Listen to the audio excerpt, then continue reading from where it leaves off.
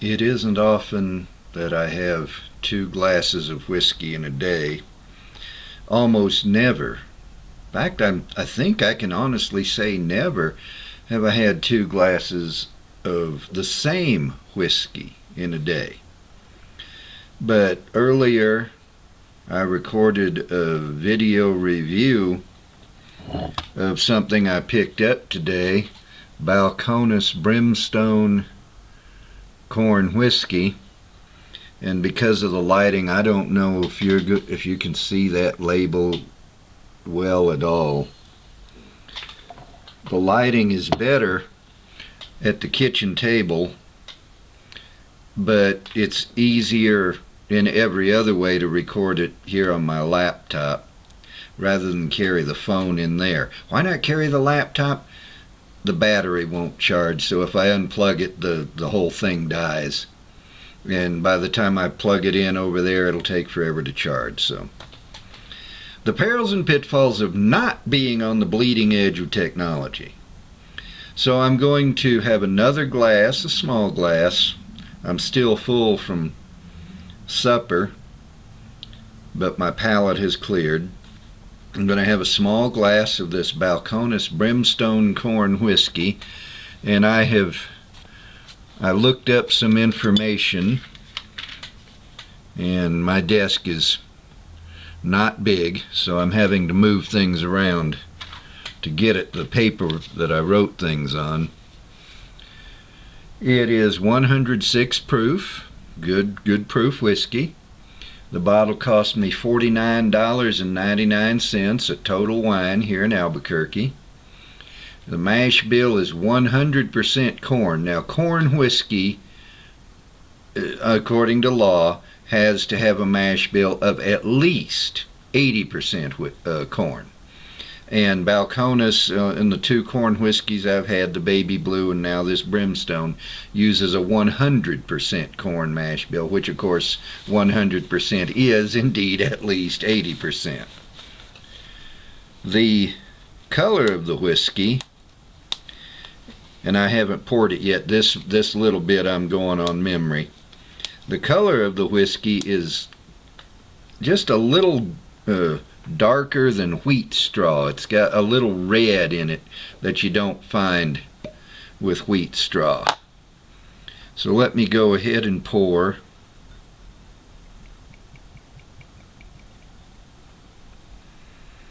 And it looks really red in this light. In good light, it shows the golden color better. But I'll let you see what it looks like in this light. I can hold it up over here, various places. Balcones tends to turn out whiskeys darker than you would expect. This is a corn whiskey, so it ages, if it ages at all, and corn whiskey by law doesn't have to age. It usually does, it doesn't have to. You can just pull the white dog right off the still and bottle it, and that's legally corn whiskey as long as it complies with all the other requirements. But Balcones tends to turn out darker whiskeys than you would expect given the aging time. On this bottle it says that it is aged at least 1 day in oak. Now 100 million years is at least 1 day, and I think they aged it longer than that. The color of it leads me to believe they might have left it in the barrels for several months, because by law, again, law regulates so much of our lives, doesn't it? By law, corn whiskey, if it ages, either must use new uncharred oak barrels, and I'm going to adjust this light a little, or used charred barrels. Well, I'm still not getting the light the way I want it. I want it on my face, but I don't want my hands to glare at you. I think I'm just going to put it back like that and hope my face is lit up enough. Maybe if I do that, it can reflect back this way.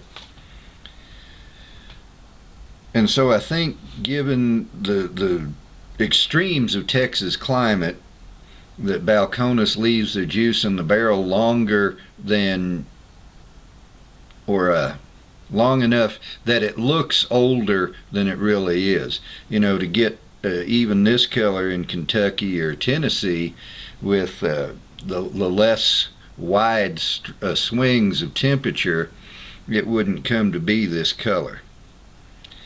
So let's nose it. I've talked on and on. Let's see who. Let's. Yeah, you're here with me doing this, right? I'm an amateur. I'm going to go ahead and nose this. And right away what I get is smoke. Now, this is a smoked corn whiskey. I should have mentioned that earlier. It is pot distilled Texas scrub oak smoked. Now, I don't know exactly how you smoke a whiskey. I'm not sure what a smoked whiskey is, but you get the smoke off of this right away.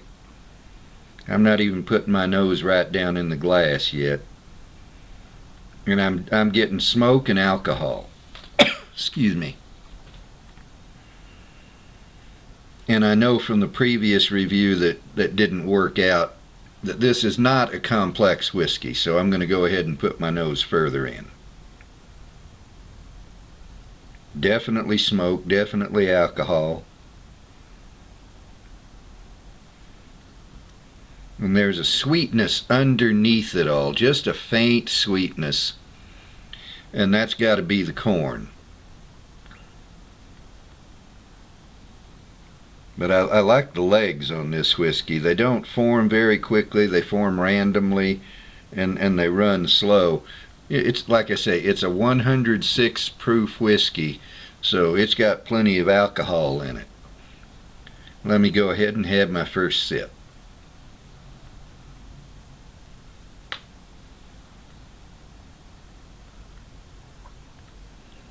And right off I get sweetness.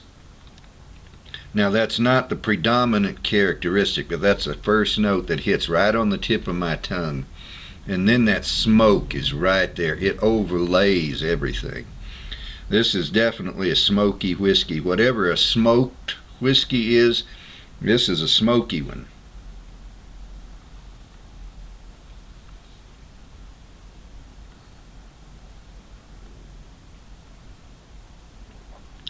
When I hold it in my mouth longer and swish it around, I get honey on the edges of my tongue. If this is your tongue right here, this is the back of your mouth, this is the front of your tongue, you get the honey right along in here, along the tip and the edges, and then on the back here, you get a lot of that smoke and that oak. And there are two different woody tastes to it, and one has this smokiness to it, and the other is just the wood, either the used char from a used barrel or just plain wood from an uncharred new barrel. But it's definitely an interesting whiskey. It's a definite whiskey, as all Balcones whiskeys are.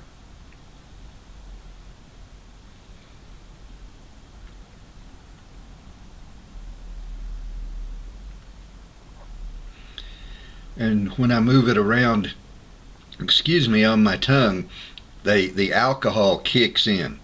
It affected my voice, if you noticed. That's what it was. 103 proof, or is it? It's 106 proof. I'm sorry. 106 proof, and so the alcohol's there. But when I move it around on my tongue a lot, I'm not getting a lot of different notes. I'm getting the sweetness, I'm getting the alcohol, I'm getting the oak, I'm getting the smoke, and that's pretty much all I'm getting. But they mingle so perfectly well. They taste so good that, for a simple whiskey, it doesn't drink very simple. You keep expecting there's going to be more because what is there is so full and so rich, so bold. I'm not the only one who's used that word for Balcones whiskey either. Let me take a sip now and concentrate on the finish.